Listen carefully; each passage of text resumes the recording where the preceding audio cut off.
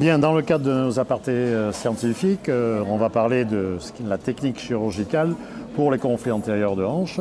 Et on a la chance de pouvoir échanger avec Willy Grasset, qui est chirurgien orthopédiste à la clinique de la Sauvegarde. Donc, et moi-même, Patrick Berdoulet, kiné du sport.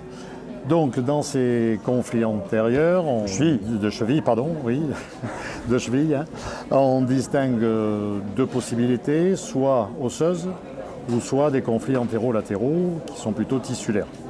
Donc en fonction de ces deux types de conflits, est-ce qu'il y en a un autre que citer ou est-ce qu'on reste sur ça dans les techniques chirurgicales éventuelles? Oui, dans la pathologie de la cheville au niveau conflictuel antérieur, il y a deux types de conflits qui sont un peu communément admis et c'est ça dont on a parlé tout à l'heure. Il y a les conflits qui sont plutôt antéromédiaux, généralement qui sont osseux et qui sont souvent dans le cadre d'une pathologie de frappe football bien retrouvée chez le footballeur. Et puis il y a la pathologie antérolatérale qui est un conflit plutôt tissulaire, on dit tissulaire mou, qui peut être soit une mauvaise cicatrisation d'une entorse passée, ligament talofibulaire antérieur, soit une lésion de la syndesmose avec une lésion du ligament de Bassett, la partie distale du ligament tibio-fibulaire antéro-distal. Et ça ne va pas être exactement la même symptomatologie, le même type de patient et le même type de prise en charge. Il y en a un, comme on a déjà vu, où l'arthroscopie, c'est le traitement phare, d'aller enlever ces ostéophytes, d'aller retirer cette butée mécanique qui vient comprimer la capsule et les éléments synoviaux inflammatoires, notamment en flexion dorsale, va avoir une grande efficacité. Alors que le traitement, toujours si on reste en antérieur, on ne parle pas de conflit postérieur, le traitement de la partie antérolatérale de la cheville, le traitement des conflits tissulaires, il y a tout un débat autour de ça. Est-ce que c'est une mauvaise cicatrisation du faisceau supérieur, inférieur, du ligament talofibulaire antérieur?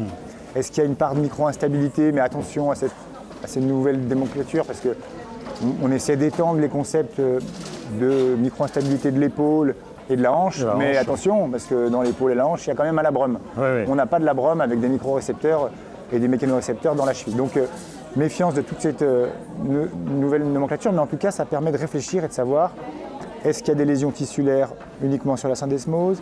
Est-ce que c'est associé sur le plan ligamentaire latéral, supérieur, talofibulaire antérieur, calcanéofibulaire? Est-ce qu'il y a une composante médiale associée?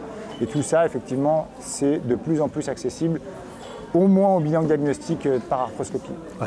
Et alors pour nos confrères kinés, ce qui est important aussi, c'est l'examen clinique, parce que quand on reçoit des entorses de cheville, souvent on va partir tout de suite sur le talofibulaire antérieur ou péronéen ou calcanéen, et on oublie de regarder la syndesmose avec un test simple de rotation externe, abduction, test de Kreyer. On passe à côté souvent, et je pense qu'on a des douleurs résiduelles à la palpation de la partie antéro-médiale, là. Voilà. Donc au niveau de l'examen clinique, c'est bien ça, ces douleurs qui sont antérieures, antéromédiales, là, bien faire attention, on ne soit pas sur ce type de conflit. Alors le conflit médial, oui, c'est donc celui-là, c'est celui qu'on examine facilement avec une pression par le pouce dans la partie antéromédiale de la cheville, donc partie médiale du tibial antérieur, et on vient mettre en flexion dorsale la cheville pour comprimer les éléments synoviaux. Ce qui n'est pas pareil que la lésion de la syndesmose, qui est souvent passée inaperçue et qui est de plus en plus recherchée maintenant parce qu'on nous les enseigne, parce qu'on les a recherchées. Voilà. Effectivement, elle va se dissocier de l'appareil ligamentaire propre de la tibia italienne. On appelle ça les high ankle sprains, c'est-à-dire les entorses hautes. Et donc on va aller chercher aussi, ça peut être un peu majoré en flexion dorsale de cheville puisque le talus, de par sa forme, est plus large en antérieur. Donc on va aller chercher à la partie basse de la tibio-fibulaire, on va aller regarder s'il y a une douleur à cet endroit-là qui peut se dissocier de la douleur propre du LTFA et du calcanéo-fibulaire. C'est ça.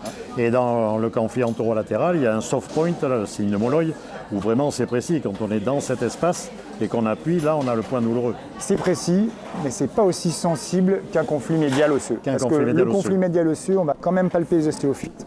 On va arriver à plus mettre en évidence la douleur et être quasiment sûr en la ciblant vraiment. Point de vue traitement initial, par exemple, sur l'expansion tissulaire, est-ce qu'on tente d'abord une infiltration et s'il y a un échec de l'infiltration, qu'on fait éventuellement appel à la chirurgie? Ouais. Moi, reste convaincu qu'il faut, quoi qu'il arrive, aller au bout du traitement conservateur, le traitement médical, le traitement rééducatif fondamental. Parce que des fois, notamment sur les conflits tissulaires, les conflits osseux, c'est encore différent, surtout si c'est une articulation un peu serrée, etc.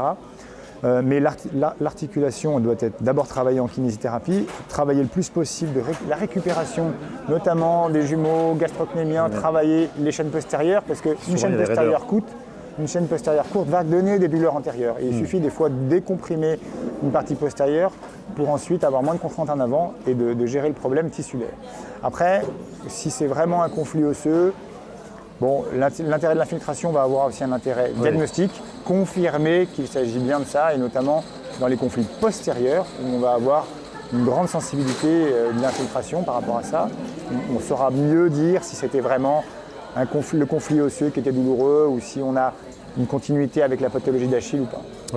Mais l'infiltration, elle est fondamentale. Après, il faut se poser la question du délai. Est-ce qu'on la fait rapidement, pas rapidement, en fonction de la rééducation, en fonction du projet opératoire. Mais elle est fondamentale. Et la technique chirurgicale se fait par arthroscopie donc, pour faire un débridement, enlever les ostéophytes. Exactement. Voilà. L'arthroscopie de cheville, c'est un outil, comme le reste. Comme souvent en chirurgie, on a des nouveaux outils. Et disons que si on veut vraiment retenir une indication phare pour la chirurgie arthroscopique dans la cheville, notamment en antérieur, c'est vraiment le conflit, et notamment le conflit antéromédial. Parce qu'on va avoir rapidement des images qui sont très parlantes, on va pouvoir bien individualiser toutes les lésions à retirer, et puis on va pouvoir faire un nettoyage global de la cheville qui sera beaucoup plus facile qu'à voie ouverte, où on va être plus précis, on va plus voir les choses, et puis on sera moins extensif et on aura moins de soucis post-opératoires. Et dans les suites post-op, c'est un appui immédiat? Immédiat, pas de problème. Une rééducation est entreprise? En irrigation, alors moi je garde encore un petit temps de cicatrisation. Je dis aux patients, c'est de l'ambulatoire bien évidemment, c'est de la chirurgie qui se fait dans la journée maintenant. Ils repartent en marchant, mais pendant 15 jours, ils vont prendre leur temps de cicatriser comme il faut, de ne plus avoir de problème cutané, et ensuite ils vont aller en fond dans la rééducation, surtout pour ne pas perdre la mobilisation, pour ne pas perdre les amplitudes qu'ils peuvent avoir gagnées avec la résection des ostéophytes, mais la kiné est fondamentale. Bien, eh bien écoute, on a fait l'éclaircissement sur ce conflit antérieur de cheville, je te remercie. Merci beaucoup. Merci.